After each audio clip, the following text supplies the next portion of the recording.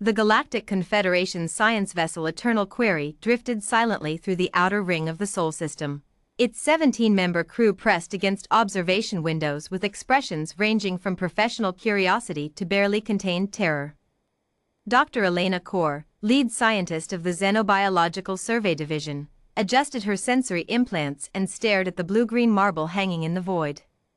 Her assistant, Yomi, a junior analyst from the Trivelian cluster, clutched his data tablet with 6 trembling fingers. "Confirmed," Yomi whispered, his 3 eyes blinking rapidly. Class 14. The Planetary Threat Index just locked in. Class 14. Dr. Kaur exhaled slowly. In 42 years of xenobiological research, she had catalogued Deathworlds ranging from Class 3 to Class 9. Class 10 had been considered theoretical until 7 decades ago.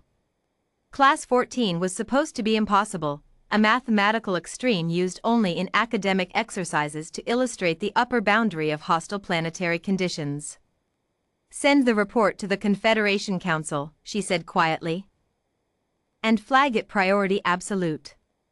The classification of a Deathworld was calculated across 47 planetary parameters: atmospheric toxicity, gravitational pressure, electromagnetic volatility, biological aggression index, tectonic instability, radiation exposure levels, and 39 other measurements that, when fed into the Kessler-Vo planetary threat algorithm, produced a number between 1 and 14.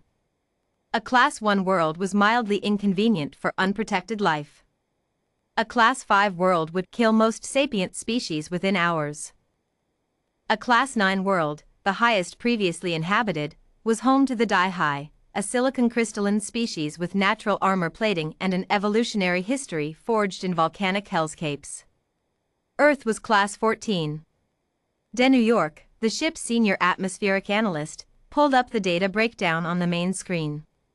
Her face, normally a serene shade of pale violet, had gone completely colorless. "Let me walk through this," she said, her voice steady through sheer professional discipline. The planet's atmosphere contains 21% free reactive oxygen, an element so chemically aggressive it actively burns organic compounds. Yet the dominant species not only breathes it, they require it to survive. Silence on the bridge. "The gravity is 9.8 meters per second squared," New York continued. "High enough that most known sapient species would suffer skeletal collapse within days. The humans developed dense, calcium-reinforced bone structures to compensate, and then, somehow, invented sport involving deliberately throwing themselves off elevated surfaces." Yomi made a sound that wasn't quite a word. "The planet experiences regular geological events, what humans call earthquakes and volcanic eruptions, that would qualify as class-level extinction events on most civilized worlds. Their oceans cover 71% of the surface and contain creatures large enough to swallow shuttlecraft." New York paused. "Their dominant predator on land, a creature called a bear, can run at speeds exceeding 50 kilometers per hour, climb trees, and has survived every mass extinction this planet has ever thrown at it." "How many mass extinctions has the planet had?" Dr. Kaur asked. 5 confirmed. Possibly 6. New York set down her tablet. "The humans survived all of them. As a species.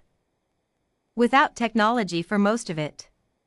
Commander Darian Voss, human representative to the Galactic Confederation's First Contact Division, received the orbital transmission request with the particular expression humans made when they already knew something amusing was about to happen.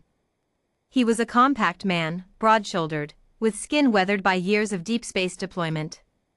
He had been stationed aboard the ISV Perseverance for 18 months, acting as humanity's liaison to any species that came sniffing around Sol system.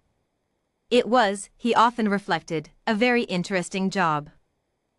"They've classified us," said Haiwa, his Trivelian communications officer, looking up from his console with an expression of genuine distress. Dr. Elena Kaur's team. "They've filed a Class 14 Deathworld designation for Earth." Voss leaned back in his chair.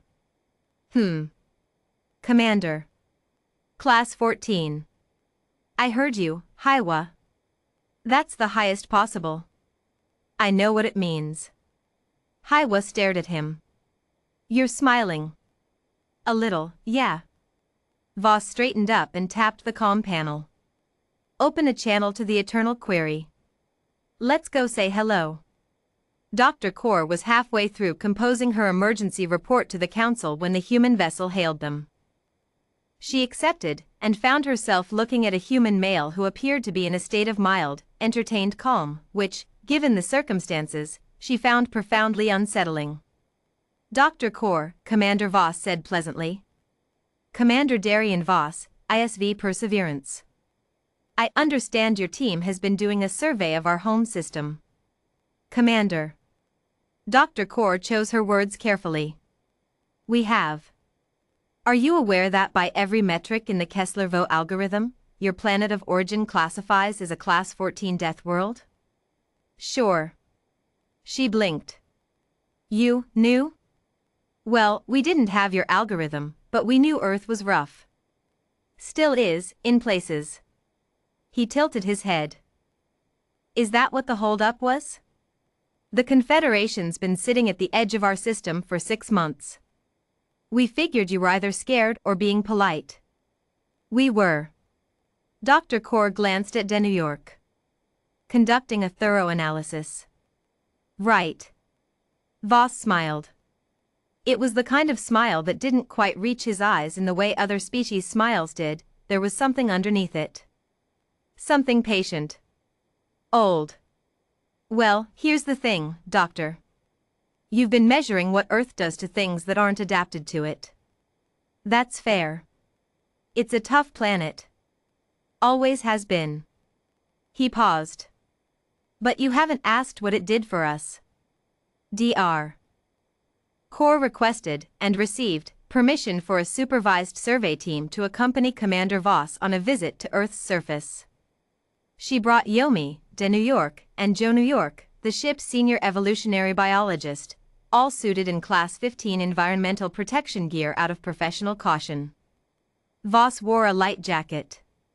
They landed in a region humans called the Pacific Northwest, forests of trees so tall they disappeared into low-hanging cloud, the air thick with oxygen and the smell of soil and rain, a sound of something very large moving in the undergrowth approximately 40 meters away.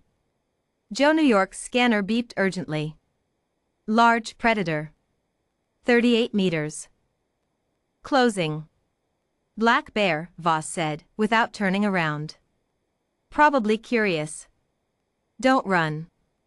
Don't run? Yomi's voice climbed several registers. Running triggers a chase response. Just hold still and be big. They held still. The bear emerged from the tree line, enormous, dark, and absolutely unconcerned, regarded them for a long moment with small, intelligent eyes, then turned and walked away with the unhurried confidence of something that had never truly feared anything in its evolutionary history. Dr. Kaur realized her hands were shaking inside her envirosuit.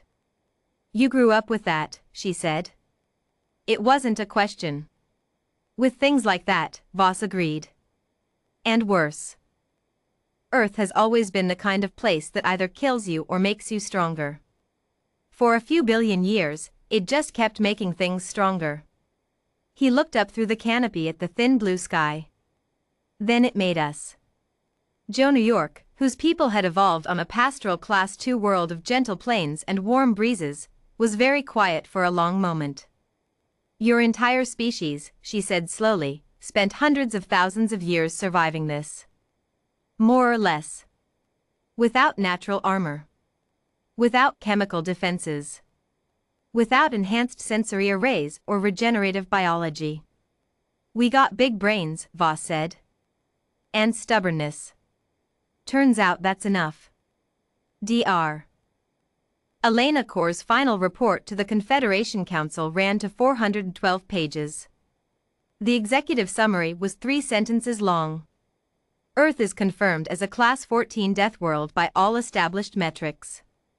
Its dominant sapient species, Homo sapiens, self-designated humans, evolved in full exposure to these conditions over approximately 300,000 years, with ancestral hominid lineages extending 2.5 million years prior. It is the recommendation of this survey team that the Confederation approach humanity not as a curiosity, not as an anomaly, and not as a threat, but as exactly what 4 billion years of the most hostile planet in the known galaxy produced them to be, the single most resilient sapient species in recorded history.